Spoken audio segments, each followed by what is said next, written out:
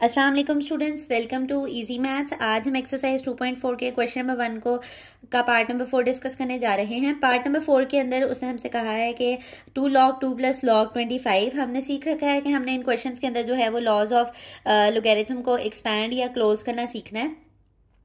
तो हम यहाँ पर देख रहे हैं कि एक नंबर है जो शुरू में गया हुआ है। इस बात का मतलब ये है कि ये पावर यहाँ पर रूल अप्लाई हो रहा है। पावर रूल क्या हमें कहता था कि अगर आपके पास शुरू में कोई नंबर है n log है और यहाँ पर with respect to base b लिया हुआ है और किसी नंबर का log लिया जा रहा है a और उसके शुरू में एक नंबर गया हुआ है, तो इस बात का ये मतलब होता है कि आप जो है वो log with respect to base b a और ये जो पावर है ये n बन जाएगी। ठीक है, यानी ये जो नंबर पहले शुरू में मल्टीप्लाई हो रहा था ये अब आगे आकर क्या बन जाएगी, पावर बन जाएगी। तो सेम इन द केस हम यहाँ पर करने लगे हैं कि अब ये log 2 की पावर 2 हो जाएगा। ये 2 जो शुरू में लिखा हुआ था हम इसको आगे पावर बना के लिखेंगे तो ये log 2 की पावर 2 हो जाएगा। और 25 का आप एलसीएम ले लें तो आपके पास ज़रूरत नहीं है, वैसे हमने इसको ओपन ही करना है। तो इसको 2 का स्क्वायर आपके पास क्या होता है, log 4 + log 25। अब नेक्स्ट आपके पास यहाँ पर प्रोडक्ट लॉ अप्लाई हो रहा है लॉज ऑफ लोगैरिथम में से।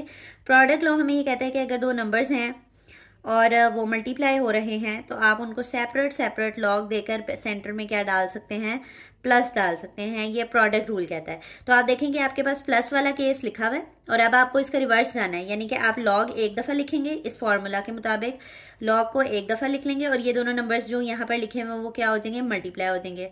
तो 4 × 25 आ जाएगा। 4 × 25 आपके पास क्या होता है, 100 होता है। ठीक है, log 100 आ गया। अब आप 100 को पावर में कन्वर्ट कर लें। 100 आपको पता है कि 10 का स्क्वायर होता है, यानी 100 का जब आप एलसीएम लेंगे तो 10 10 जा और 10 1 जा। तो यहाँ पर आप क्या लिख सकते हैं, log 10 का स्क्वायर।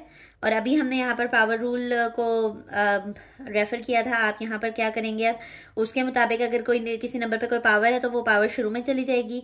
तो हमने यहाँ पर जो है वो पावर को शुरू में ले गए हैं और हमने कहा था कि जो हमारे पास कॉमन लोगैरिथम होता है वो विद रिस्पेक्ट टू बेस 10 ही होता है। तो अगर हम उसका लॉग उसी के रिस्पेक्ट से लेंगे तो हमारे पास आंसर क्या आता है, 1 आता है। तो आप यहाँ पे साइड पे लिख लें कि log 10 की वैल्यू आपके पास क्या आती है, 1 आती है। तो 2 × 1 आपके पास क्या आंसर आ जाएगा, 2 आ जाएगा। तो ये जो हमने लोगैरिथम की ये जो इतनी बड़ी एक्सप्रेशन को एक्सपैंड किया है वो उसको सॉल्व करके हमारे पास एक छोटा सा आंसर क्या आएगा, 2 आएगा। नेक्स्ट क्वेश्चन नंबर 5 के अंदर उसने हमसे कहा है कि 1/3 log with respect to base 4 64 plus आपके पास है 2 log with respect to base 5 और आगे क्या आ गया है हमारे पास 25। तो अब आप देखेंगे अगर हमारे पास यहाँ पे बेस नहीं मेंशन है ना तो वो कंफर्म बात है कि वो 10 बेस के मुताबिक लिया जा रहा है, जैसे कि मैंने अभी आपको बताया। लेकिन अगर यहाँ पे मेंशन कर दी गई है ना, ये मैंने 4 लिखा है, अगर मेंशन कर दी गई है तो फिर आप बाउंड है, आप रिस्ट्रिक्ट हैं, आप पाबंद है कि आपको उसी बेस के मुताबिक सोल्यूशन करना है। ठीक है, तो अब आप देखें सबसे पहले यहाँ से आपने पावर्स को उठाना है। ये जो शुरू में नंबर जो होता है ये किसको शो कर रहा होता है कि यहाँ पर ये पावर के तौर पे आया था। तो बस अब मैं रेफरेंस नहीं दे रही, आप अपने उसमें नोट्स में रेफरेंस देते जाएंगे। ये जो नंबर शुरू में था ये हमारे पास पावर बन जाएगा इस लॉ के मुताबिक। ठीक है, इसी तरह यहाँ पर भी एक नंबर शुरू में है तो वो भी आगे जाके क्या बन जाएगा, पावर बन जाएगा। तो 25 का क्या आ गया, स्क्वायर आ गया। डन। आगे आप देखें हमारे पास यहाँ पर वैसे ये वाला स्टेप आप ना करते तो बेहतर था। हमें इनको जो है वो पावर्स में कन्वर्ट करना है। 1/3 को आप ऐसे ही लिखे रहने, log with respect to base 4 आने दें। 64 को आप किस तरह ले सकते हैं, 64 को 4 1 जा 4, 4 6 जा 24, 4 4 जा 16 और 4 1 जा 4। तो मैं 64 की जगह पे क्या लिख सकती हूँ, 4 की पावर 3 लिख सकती हूँ। 2 यहाँ पर पहले से मौजूद था, log with respect to base 5 और 25 का हमें पता है कि 25 किसका स्क्वायर होता है, 5 का स्क्वायर होता है।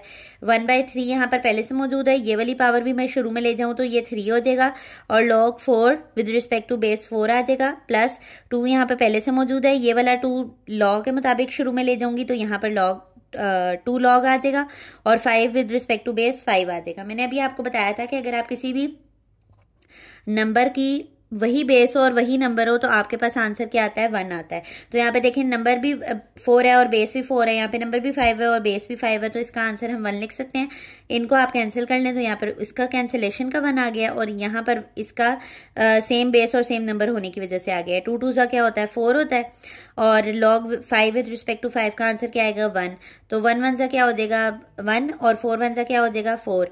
4 + 1 कितने होते हैं, 5। और यही हमारे पास वो रिक्वायर्ड आंसर था जो हमें इसके लिए चाहिए था।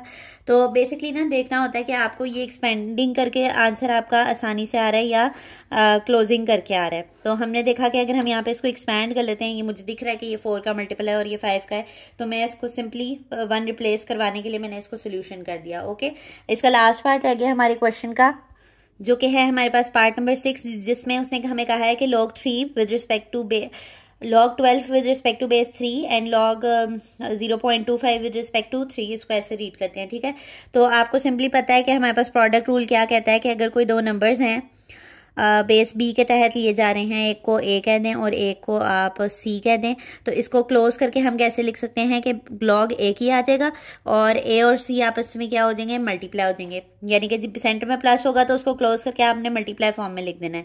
तो यहाँ पर आप देखें कि मैं log 3 को एक दफ़ा लिख लेती हूँ और 12 और 0.25 आपस में क्या हो रहे हैं, मल्टीप्लाई हो रहे हैं। और 12 और 0.25 को जब आप मल्टीप्लाई करेंगे तो हमारे पास आंसर क्या आ जाता है, 3। तो log 3 को 3 के साथ आ गया। और अभी मैंने आपको रेफर करवाया कि अगर कोई नंबर है जिसका log उसी की बेस के रिस्पेक्ट लिया जाता है तो उसका आंसर 1 आता है। तो इसकी जगह पर आप सिंपली क्या लिख लेंगे, 1। ये इंतहाई आसान सा क्वेश्चन था जिसके हमने आज लास्ट 3 पार्ट्स भी डिस्कस किए हैं काफ़ी डीपली। तो उम्मीद करती हूँ आपको ये समझ आ गए होंगे। अगर आपकी फिर भी कोई क्यूरी बाकी रह जाती है तो आप हमसे कमेंट सेक्शन में पूछ सकते हैं। अगर आपको हमारा वे ऑफ टीचिंग ईजी लगता है तो हमारी वीडियोज़ को लाइक कर दिया करें और चैनल को सब्सक्राइब कर दें ताकि हर नई आने वाली वीडियो आप तक आती रहे। अल्लाह हाफ़िज़।